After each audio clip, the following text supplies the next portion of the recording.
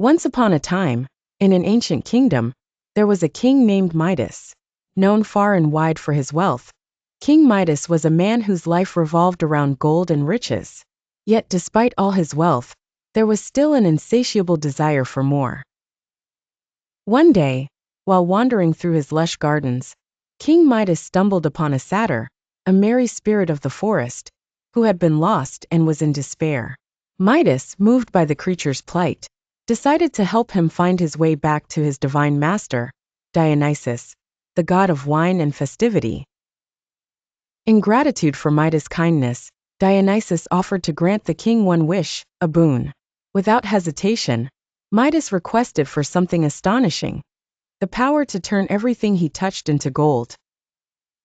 Dionysus, though aware of the potential folly in the wish, warned Midas about the caveats but eventually relented, granting the king his wish.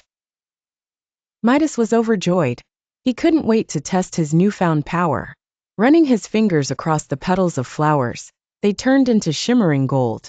He touched stones and twigs, and before his gaze, these too transformed into wealth unimaginable. However, as the day stretched on, Midas began to feel the pangs of hunger.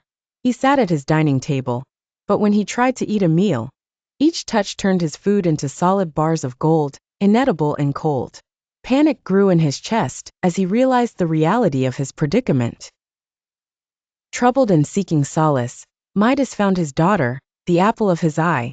Unwittingly, he reached out for comfort, but horror struck as his beloved daughter turned into a golden statue beneath his touch.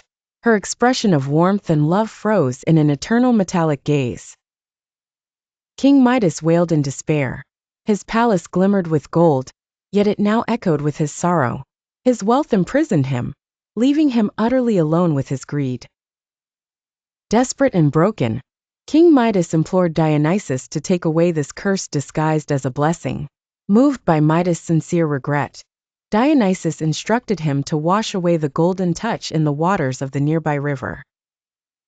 There, Midas submerged his hands, and as the waters washed over him, they carried away the enchantment. Restored to his humanity, Midas hurried back to the palace. With tears of relief, Midas watched his beloved daughter return to life, embracing her warmth like never before.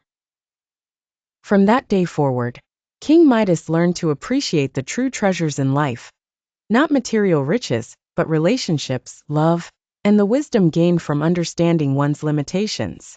Moral: excessive greed results in one's downfall.